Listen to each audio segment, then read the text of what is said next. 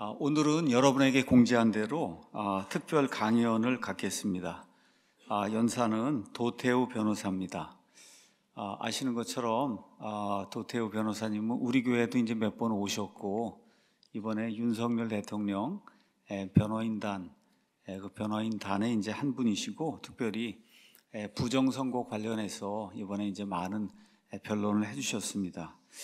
보니까 1969년생이시고 원래 공업화학과 공과대학을 다니시다가 중퇴를 하시고 그리고 서울대 인문대학 국어국문학 이제 학사하시고 사법시험 이제 합격하셔서 지금 변호사 이제 하고 계십니다.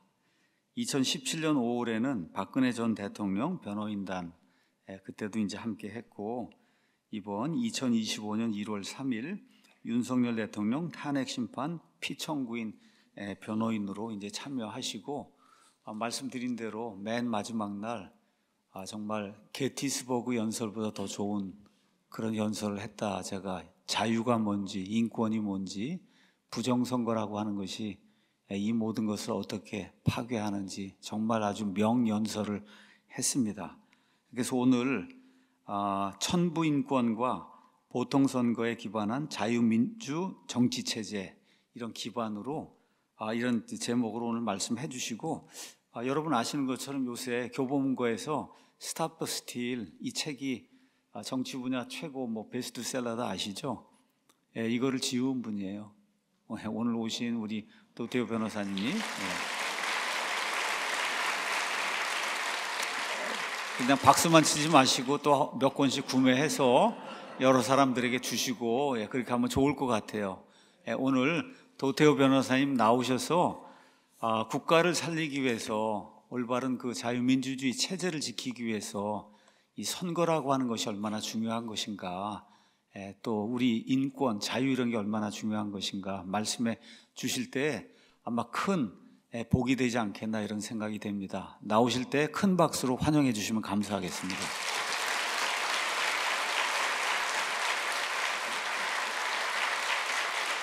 네, 안녕하십니까, 도태우입니다.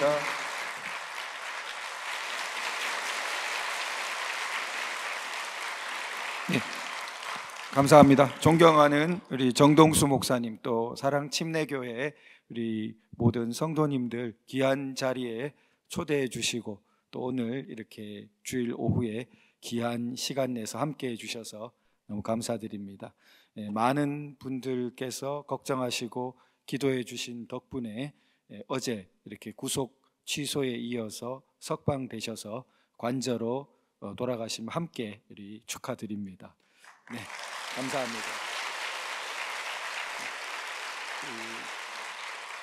우리 이런 일들이 있었던 것을 보면은 구속 취소 결정문에도 나오지만 수사권 자체가 없는 것이 의심되는, 결정문은 조심스럽게 썼지만 헌법학의 대가이신 허영 교수님께서는 단정하시고 새로 서문에도, 책 서문에도 쓰셨습니다. 그래서 내란죄에 대한 수사권이 없는 공수처가 이렇게 수사를 한다고 하고 영장 쇼핑하듯이 이렇게 중앙지법에 안 되니까 서부지법으로 해서 그러한 불법 영장, 또 군사작전 하듯이 거의 3,000명 경찰력이 동원되어서 사실상 들어갈 수 없는 관저를 법을 배제하는 영장을 기재했다가, 또 뒤에는 그 조항이 문제되니까 뺐는데도 또 관저 자체를 들어가서 그렇게 이제 현직 대통령이 체포되는 그러한 놀라운 일을 겪었습니다. 그런데 이제 제가 그 뒤에 이어진 대학생들의 시국 선언이 이렇게 이어지고 몇몇 대학생 대표들을 만나서 이야기할 기회가 있었는데, 그 대학생 대표들 중에 몇 사람이 자신이 그렇게 시국 선언을 하고 나오게 된 큰 계기 중에 하나는 간첩단, 그러니까 많은 분들이 아시겠지만 윤석열 대통령 들어와서 간첩단들이 많이 적발됐습니다. 그 간첩단들이 왜 전 정권에서는 적발되지 않다가 이 현 정권에 들어와서 새삼 적발되느냐에 대해서도 우리가 강한 의문과 우려를 하지 않을 수 없는 부분인데, 어쨌든 그렇게 힘들게 여러 가지 그 증거들을 잡아서 이렇게 구속이 되게 하려면은 사실 법원이 얼마나 까다롭게 합니까? 그런데 구속이 되어서 재판을 받다가 그 사람들은 구속기관을 도가했다면서 온갖 지연작전을 펴다가, 그래서 지연작전 중에 대표적인 거 하나는 변호인이 자꾸 사임하는 겁니다. 변호인이 사임해가지고, 이거 변호인이 없으니까 필요적인 변호사가 있어야 되는 사건이니까 연기해달라. 이렇게 나중에 보면은 처음에 사임했던 변호사가 뒤에 또 들어와 있어요. 그러니까 이게 그 기록을 쭉 보면은 너무나 고의적인 지연이라는 게 로테이션 하듯이 앞엔 사임했다가 뒤엔 또 들어오고 그런 것이 드러나는데, 이 자유민주 체제의 그런 발달된 법치와 적법 절차 원리를 주장하면서 국가를 전복하는 간첩단은 구속기간 도가했다고 다 풀려나서 돌아다니는데, 대통령은 그렇게 체포해 갔다는 것에 대해서 분노했다는 거예요. 그 대학생 대표가. 그게 올바른 분노죠. 그런데 그런 자연스러운 분노가 우리 여기 모이신 분들께서도 다 들으면은 너무 잘못됐다 이렇게 화가 나는 부분 아니시겠습니까? 그런데 우리 사회에 상당 그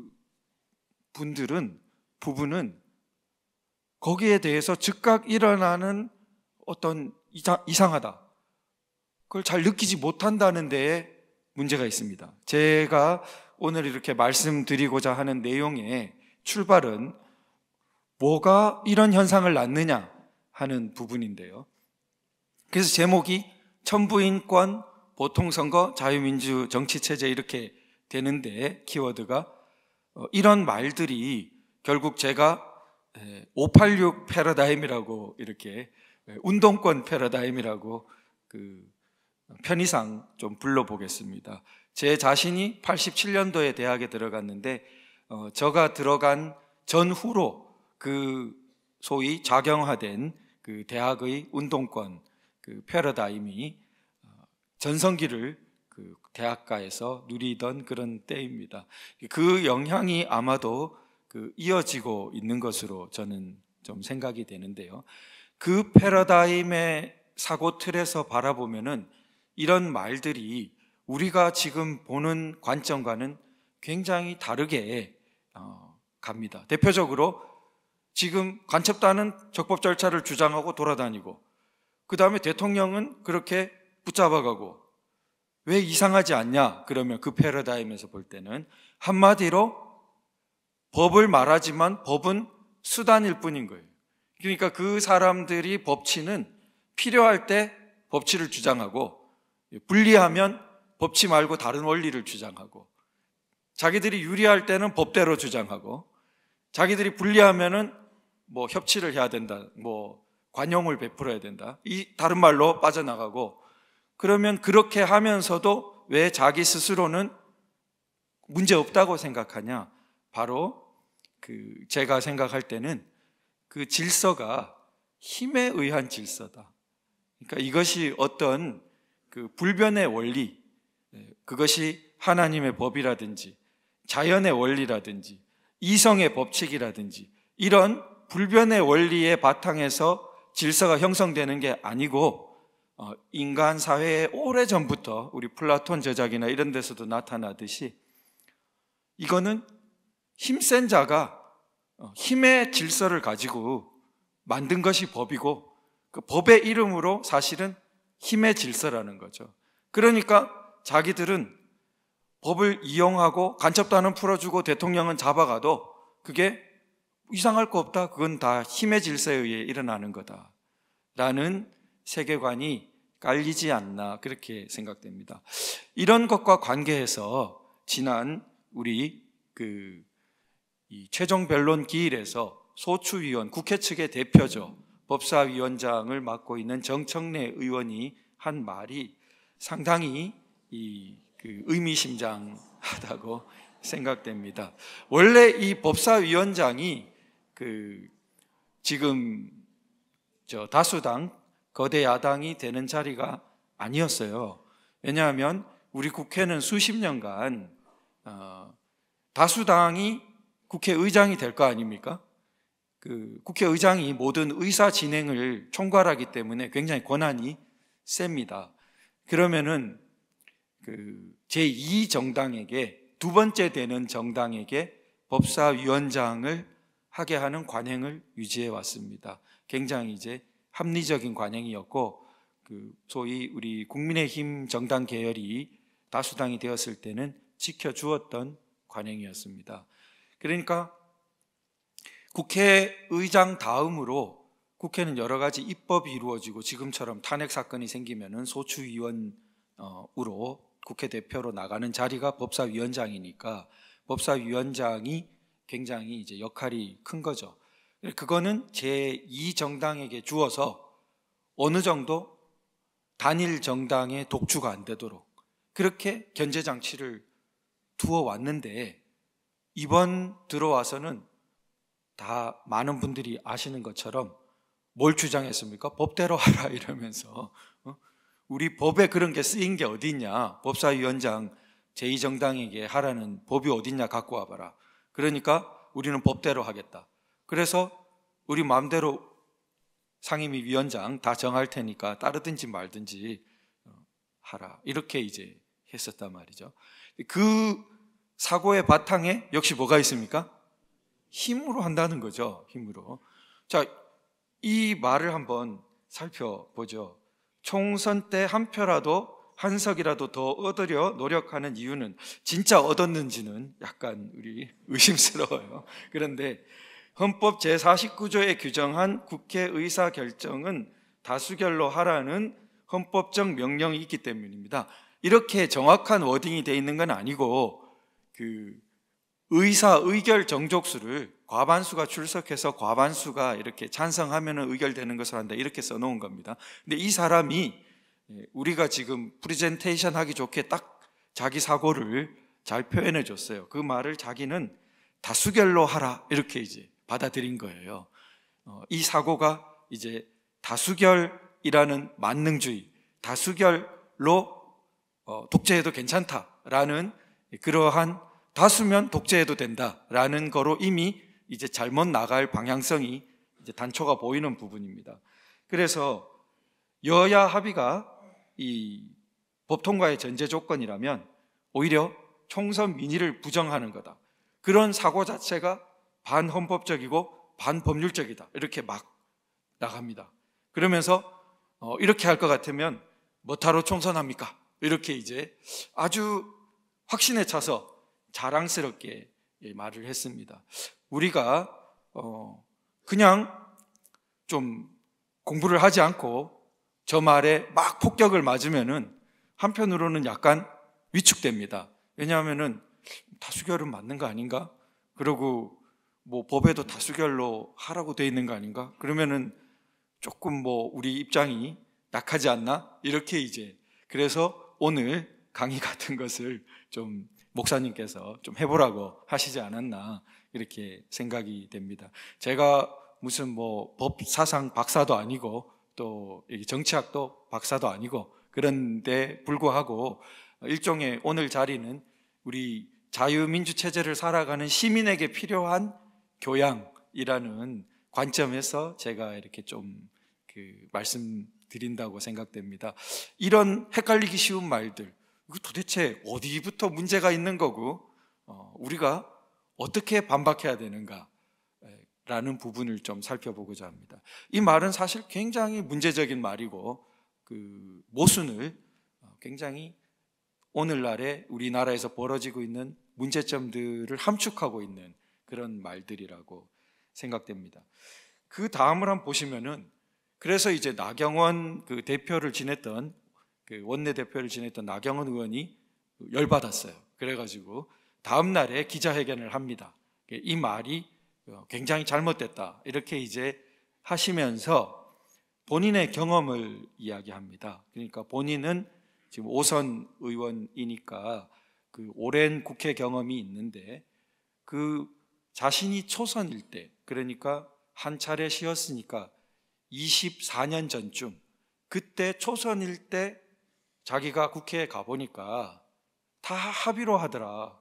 그래서 그때 당시 거의 그 이름이 많이 변해서 제가 정확히 기억이 안 나는데 그 한나라당인가 이렇게 우리 국민의힘 계열 그 정당이 단순 과반수가 아니라 거의 뭐 180석에 가까운 큰 의석을 갖고 있었던 때라고 합니다. 그런데 자기 초선 의원으로 보니까 그 야당하고 계속 그 협의를 하고, 그래서 왜 이렇게까지 하냐고 하니까 국회는 지금 뭐라고 했습니까? 이분이 그 충분히 소수 의견을 듣고 진행하는 것이 의회 민주주의의 기본이다. 그래서 여야 합의가 국회 관행이다. 이렇게 초선 의원이던 자신에게 선배 의원이 말을 해주더라는 겁니다. 자, 그런데 관행은 힘의 질서에 입각한 사고를 가진 사람이 볼 때는 아무것도 아닙니다. 그러나 관점을 달리하면은 관행이라는 것은 약한 법률과 좋은 관행은, 나쁜 관행은 따를 거 없지만 좋은 관행은 약한 법률과 마찬가지 성격입니다. 우리가 어떤 작은 모임을 하더라도 정관으로 써놓을 때도 있지만 정관은 단체의 법 아닙니까?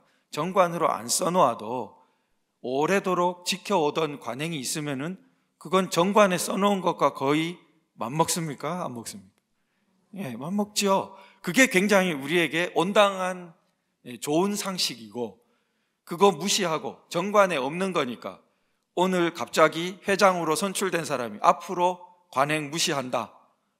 이제부터는 정관 아닌 것은 다 내가 하는 대로 이제 바뀌어도 된다고 하면은 그 단체에 속해 있는 분들이 굉장히 이거 부당하다고 생각하고 막 그 잘못됐다고 화가 나기가 쉽겠죠.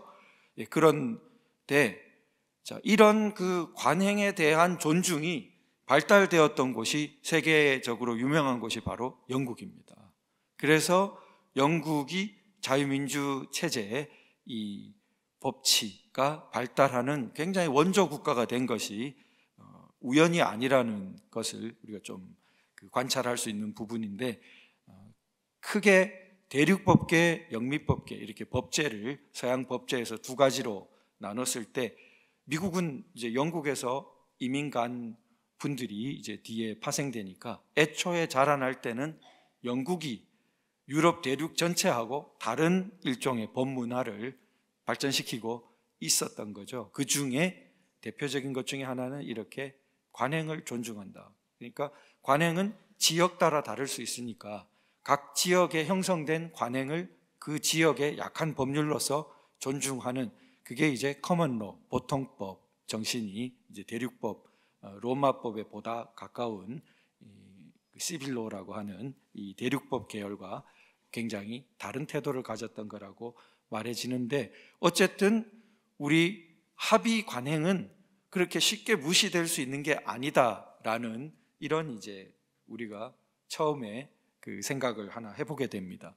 그런데 이제 두 번째 반론을 하나 생각해 보면, 그럼 이런 그 영국의 그 보통법적인 문화, 관행을 존중하고 또 우리 자유민주 정치를 잉태한 그런 영국이 대표적으로 의회를 발달시킨, 그러니까 세계 모든 곳에서 근대 자유민주 정치가 없을 때 가장 먼저 왕이 입헌군주 비슷하게 의회가 굉장히 주도권을 쥐고 왕은 그 의회를 존중해서 정치를 하는 문화가 발달된 곳이 영국이죠. 그러니까 이 영국으로부터 자라난 문화가 나중에 이 미국에 가면 더욱 발전되어 가지고 우리가 완전히 근대의 자유민주 정치체제, 오늘날까지 가장 오래된 근대 자유민주 정치체제로는 미국이 비록 신생국가지만 제일 오래됐죠.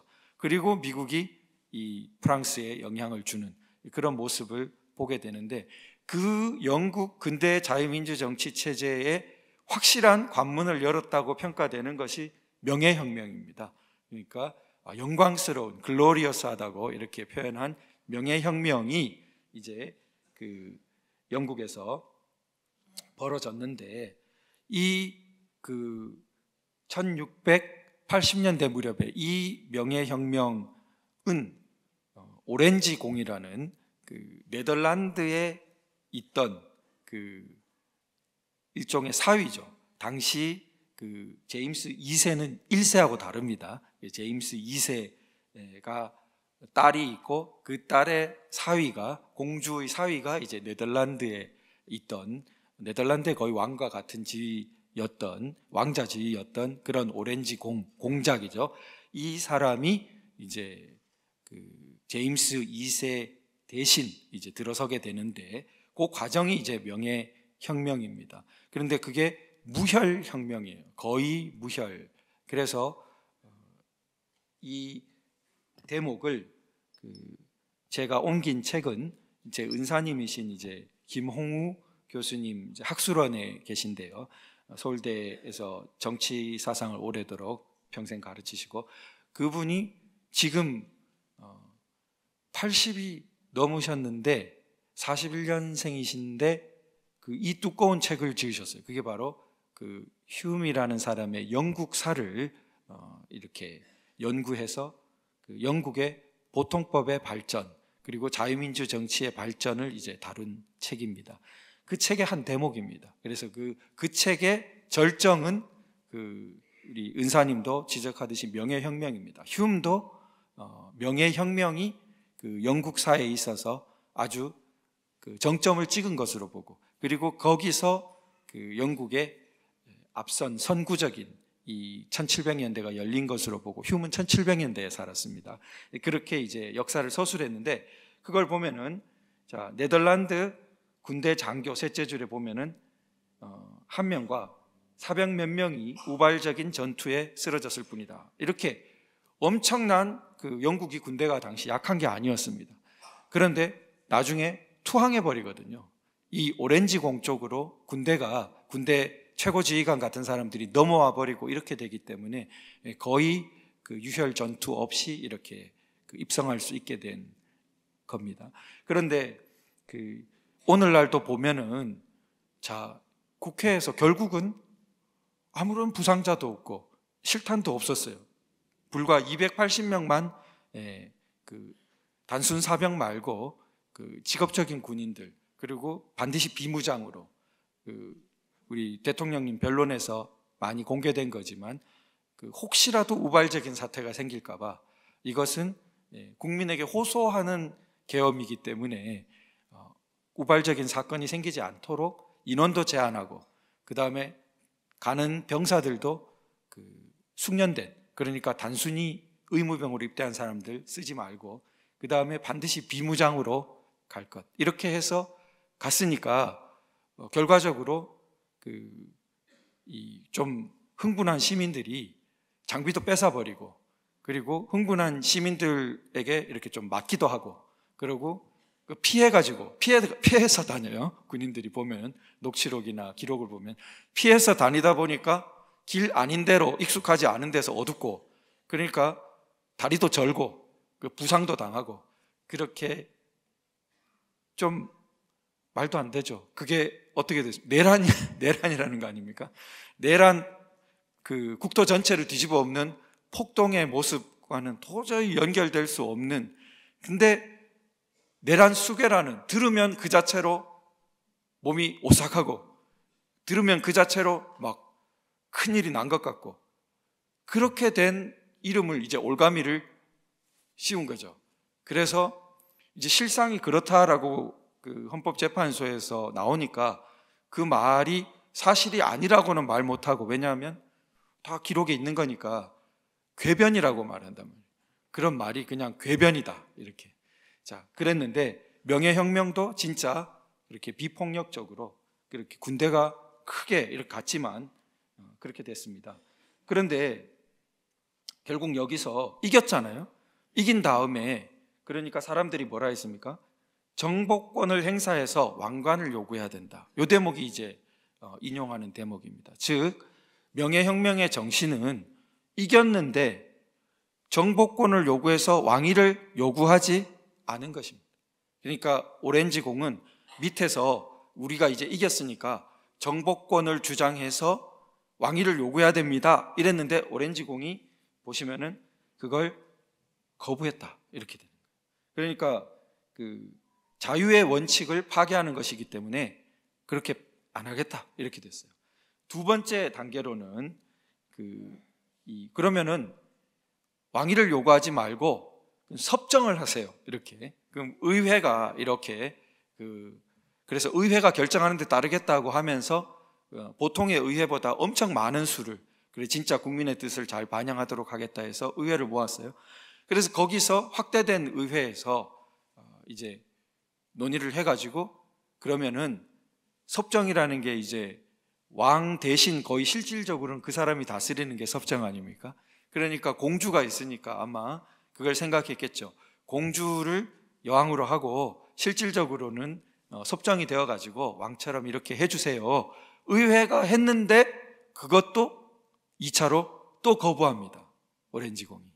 그래서 그 거부할 때를 보면은 이 PPT 제일 마지막에 보시면은 자신은 다른 사람의 의지나 삶에 따라 결정되는 왕관을 누리기보다는 차라리 사적인 사람으로 남아있기를 원한다. 이게 이제 사실 저도 뭐 그 역사에 해박한 건 못 되지만 우리가 역사를 미세하게 보기 시작하면 끝도 없죠. 그래서 오렌지공의 뭐 약점, 뭐 결함 등등 하면은 우리가 큰 그림을 못 보게 되기 쉽다고 생각됩니다. 그런데 이 말 한마디, 이런 말은 정말 역사에서 듣기 어려운 말 같습니다. 그러니까 영국 왕위가 좀 위험하긴 하지만 반란도 일어나고 막 그러니까 그렇지만 영국 왕이라는 것이 그렇게 뭐 평양감사 뭐 이런 거 비길 자리가 아니잖아요. 그런데 뭐라고 말하고 있습니까? 차라리 사적인 사람으로 남아있기를 원한다. 이렇게 말할 수 있었다는 거죠. 이 사람이. 더구나 어쨌습니까? 전쟁 끝에 이겼어요. 전쟁이 무혈이었다 뿐이지 사실은 엄청난 군대가 나라 대 나라, 당시 네덜란드가 강했습니다. 그러니까 영국이라는 큰 나라와 네덜란드라는 큰 나라의 거의 대부분의 군대가 동원되어서 이기고 몇 달간 했습니다. 그렇게 이기고 왕이 되라? 그거 하지 않겠다. 의회를 모아봐라. 의회가 섭정을 해달라? 아니, 나는 차라리 사적인 사람으로 남겠다. 이렇게 하니까 그 다음 어떻게 됐습니까? 거의 강제로 공주와 오렌지공 두 사람을 모두 공동왕으로 만들고 대신 이걸 들어주세요 하면서 23가지인가 권리장전을 함께 내밀어서 의회가 아주 강한 권한을 확보하는, 그래서 영국이 입헌군주제로 나아가는 결정적인 분수령을 지나는 역사를 쓰게 됩니다. 그러니까 세계 최초죠. 왕이 있으되 실질적으로는 왕이 다스리는 게 아니라 의회가, 국민들의 대표가 다스리는 정치체제로 변하는 대목에 갑니다. 자, 제가 긴 이야기를 드렸는데 다수결로 할 것 같으면은, 자, 총선 왜 합니까? 한 표라도 더 얻으려고 하는 거는 다수가 되기 위해서입니다. 다수가 되었으니까 그 다음 당연히 뭘 주장해요? 정복권을 주장합니다. 우리가 이겼기 때문에 모든 위원장 다 내놔. 관행 뭐 필요 없어. 위원장 우리가 하라는 대로 해야지. 당연한 권리 아닙니까? 정복권. 의회의 출발과 완전히 반대인 거죠. 근대 의회가 출발한 영국은 의회가 어디서 출발했냐? 승자가 정복권을 주장하지 않는 데서 근대 의회가 출발한 건데, 이런 뿌리는 완전히 망각하고 우리나라에서 뭐라 그랬습니까? 다수결이면 단데 다수가 됐는데 왜 정복권 주장 안 하냐? 너들도 그때 했어야지, 이런 식이죠. 왜 우리한테 합의 관행을 말해? 우리는 정복권으로 할 거야. 그것이 바로 우리 지금 정치의 비극을 이렇게 낳고 있는 상당히 뿌리가 있다, 이렇게 보이고요. 조금 더 들어가 보죠. 그래서 프랑스의 이제 20세기 초의 대철학자인 앙리 베르그송, 이 사람이 도덕과 종교의 두 원천이라는 책을 만년에 쓰는데, 이 사람은 프랑스 이전 철학을 많이 흡수해서 후대로 이렇게 길을 열어준 대가로 평가됩니다. 노벨 문학상까지 또 받았습니다. 철학자인데. 그래서 그 사람이 만년에 쓴 책이니까 평생에 이제 지혜가 좀 집대성돼 있다고 볼 수 있고요. 평생 이 사람은 유물론하고 싸웠습니다. 그러니까 19세기 말 20세기 초는 유럽에서 과학이 막 발전 많이 하면서 과학기술이 유물론이 득세를 아주 많이 하던 때입니다. 그러니까 마르크스 레닌주의가 막 기승을 부리던 때에 이 사람은 그 유물론 철학하고 싸운 대표적인 철학자입니다. 그 사람이 이 책에서 자연적인 사회와 민주주의라는 그 대목에서 이렇게 말합니다. 요 조금 이제 상세히 한번 살펴보겠습니다. 민주주의는 인간에게 침범할 수 없는 권리들을 부여한다.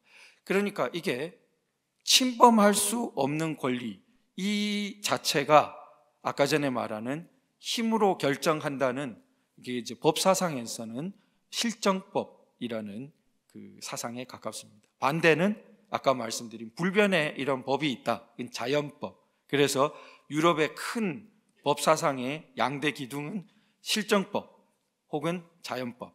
유럽은 이 두 개가 같이 있는데 우리나라에는 자연법 사상이 굉장히 약합니다. 이게 법대에서도 덜 가르치고 전체적으로 학문계에서 입지가 약합니다.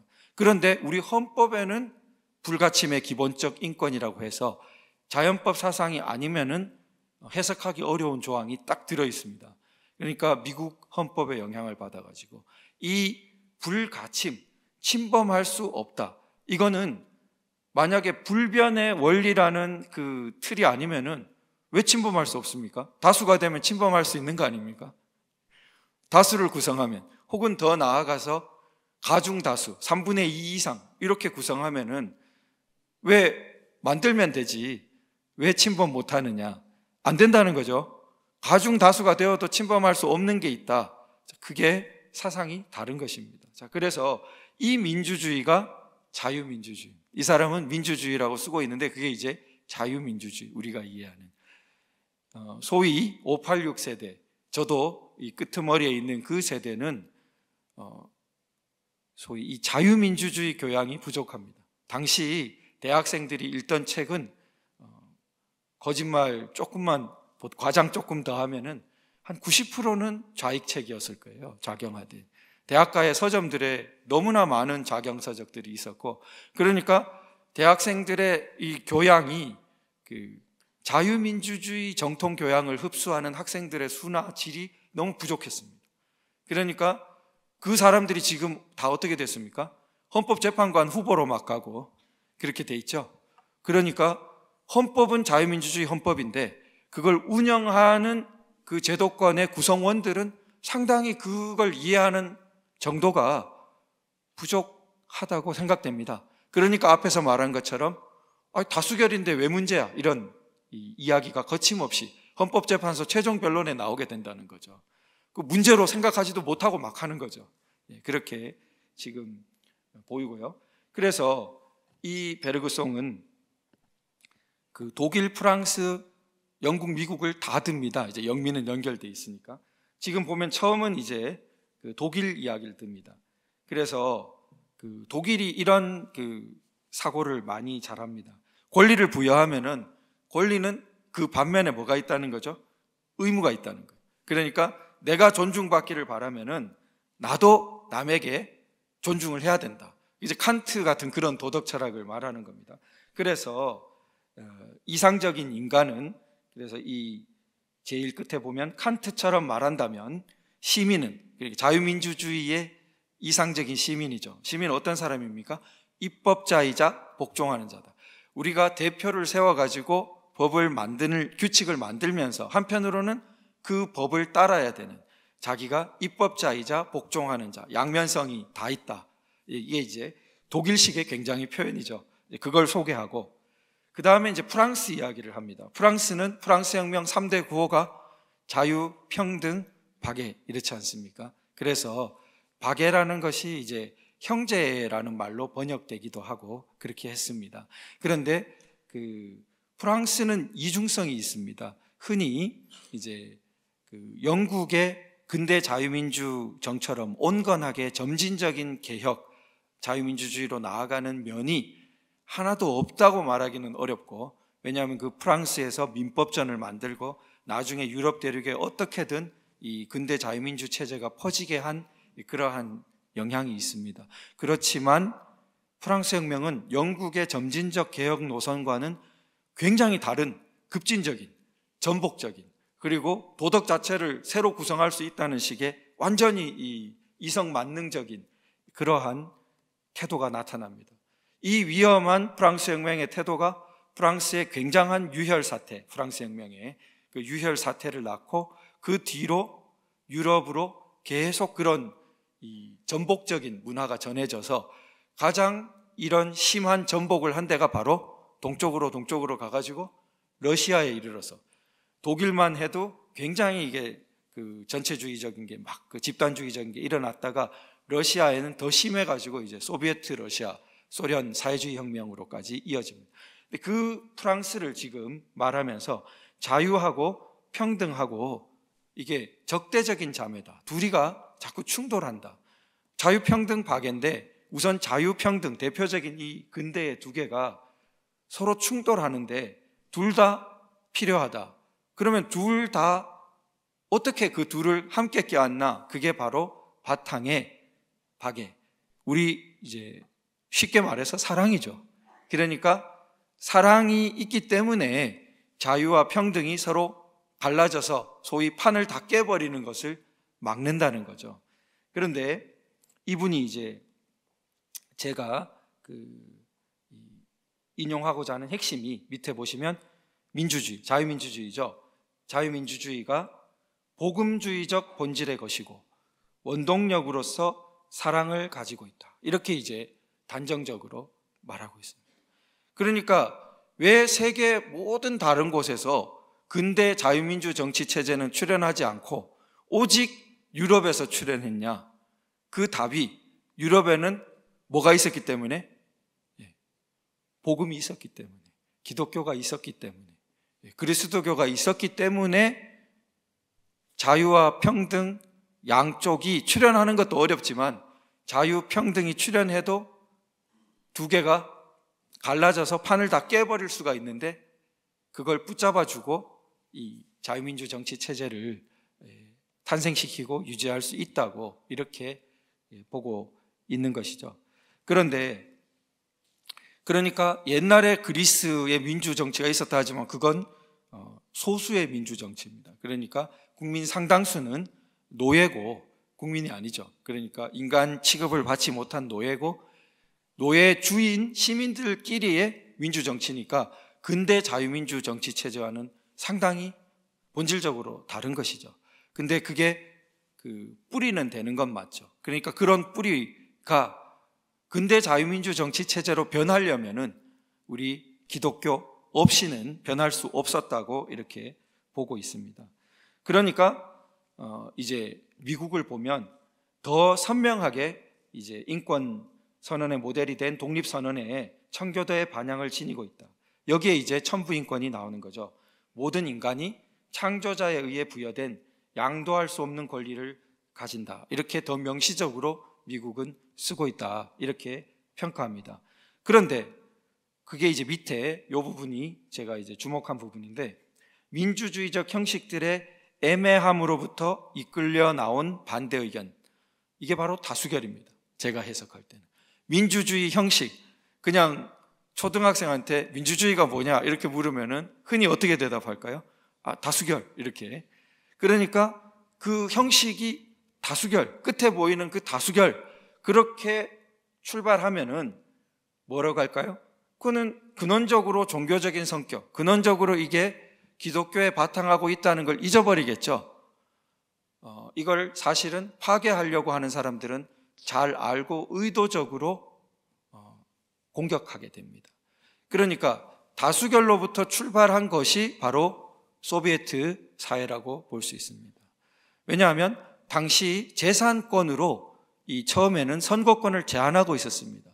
그러니까 선거권이 제한된 부르주아, 그때 계급관으로 보면 부르주아 계급 사이에 다수결을 하는데 가짜 다수결이라고 그 사람들은 주장하게 되는 거죠. 인간이 평등한데 저 사람들끼리 독재를 하는 거다. 우리 계급에 대해서는 독재를 하는 거다. 부르주아의 독재다. 자기들끼리는 민주주의지만 우리에 대해서는 독재다. 부르주아 민주주의는 부르주아 독재다.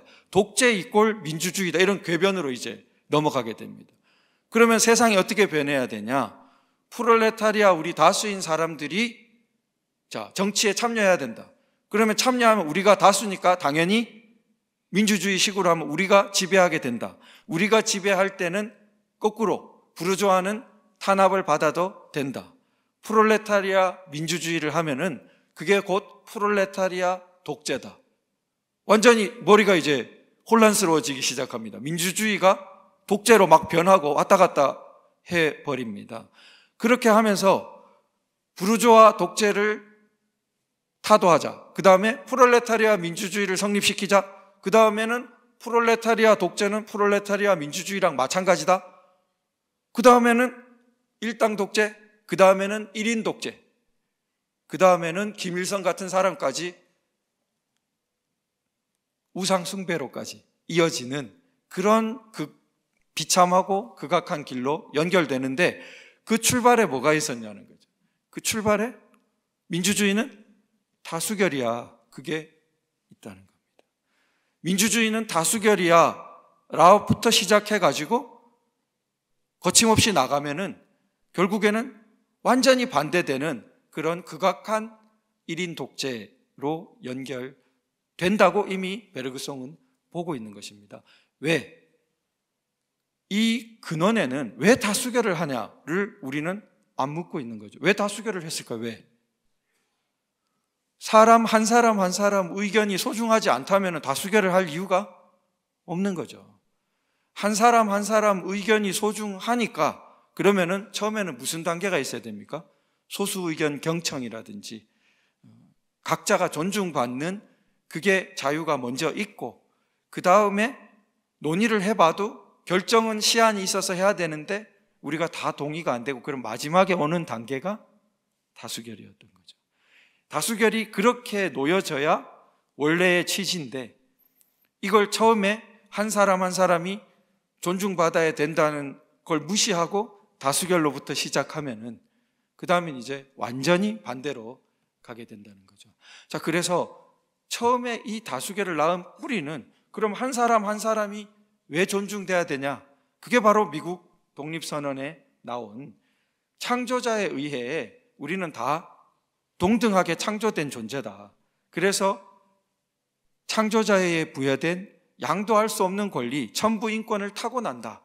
다 천부인권을 가진 동등한 존재다. 이거는 정치적으로 그렇다는 겁니다. 이게 제가 이걸 어떤 말씀을 드렸더니 댓글에 어느 분이 이렇게 종교적으로 우리 신앙적으로 교회적으로 그게 아니라는 걸 막 이렇게 댓글을 쓰셨어요.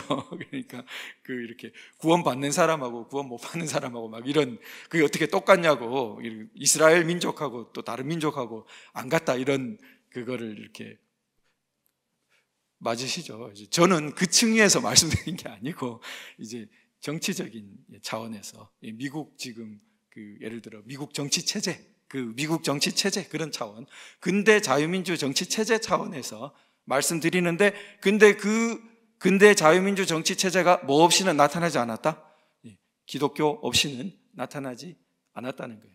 사람을 그런 존재로 보았기 때문에 자유 평등이 이렇게 하나로 어울려서 모든 사람을 존중하는 것을 기본 이념으로 하는 그리고 그 사람을 그 권리를 뺏을 수가 없어요. 그 사람의 존엄한 존재라는 인간의 존엄성을 뺏을 수가 없는 그러한 것이 이제 자유민주 정치체제의 바탕이다. 그 바탕에서 봤을 때 우리가 이게 스탑 더 스틸이 문제된다는 겁니다. 그 바탕에서 봤을 때 자, 한 사람의 한 표 한 표 우리가 처음에 봤었던 이 우리나라는 출발부터 모든 성인에게 다 선거권을 줬으니까 48년 때에 이게 얼마나 지난한 것인지를 좀 우리가 잊기가 쉬운 거죠. 그 근대 자유민주 정치 체제가 발달한 예를 들어 영국이 이런 모든 사람에게 선거권을 주는 게 수백 년이 걸렸습니다. 수백 년. 그 영국은 1680년대 무렵에 이미 의회 정치가 출현하는데, 자, 1700년, 1800년, 1900년대 초에 가서야 성인 전원에게 이렇게 선거권이 주어지는 그런 단계로 대부분의 선진국들이 20세기 초에 가서야 이렇게 주어집니다. 그럼 우리하고 불과 몇십 년 차밖에 안 나는 거죠. 근데 거기는 이 선거권을 획득하기 위한 지난한 이런 투쟁 과정이 있고 노력 과정이 있고 그러면서 변하는데, 우리는 이 하나님 선물처럼 뚝 떨어졌어요. 전부. 이승만 대통령이 워낙 이제 뛰어난 분이고 해서 그 좋은 체제를 한순간에 확 옮겨왔습니다. 그러니까 이거를 이 좋은 선물을 정말 보물인 줄 모르고 우리가 놓치기 쉬운 거죠. 자, 한 사람에게 주어진 이 선거권, 이것은 그 사람이 천부인권을 가진 모두 동등한 그러한 귀한 존재라는 바탕에서 가는 겁니다. 그러니까 이것을 이해하지 못하면은 흔히 이제 효율적으로 이렇게 치중된 사고를 하면은 그럽니다. 아니, 그 신문 한 자 안 보고 정말 이런 세상 돌아가는데 무관심하고 그렇게 딴 일을 하다가 선거 때 되면은 그 사람도 한 표, 나는 24시간 거기 신경 쓰고 온갖 세계 정보를 그것 때문에 고민하고 나도 한 표. 이게 너무 이거는 불합리하다. 그리고 그런 체제가 과연 맞는 체제인지도 의심스럽다. 언뜻 들으면 또 어떻습니까? 그 말도 뭔가 좀 일리가, 화나면 또 그러죠. 이런 사람한테 왜 투표권을 줘가지고 이렇게 막 화나면 또 막 그런 이렇게 선동 잘 당하는 사람한테 왜 투표권을 줘가지고 막 이렇게 이제 그게 그렇게 하면 됩니까? 안 됩니까? 안 된다는 거예요. 안 된다는. 안 되는데 이 체제가 유지되기가 쉽습니까? 어렵습니까? 어려운 거예요. 그러니까 근본적으로 이 체제는 무슨 자격 요건을 다 불문에 붙이고 무조건 한 표. 그러니까 평등이에요.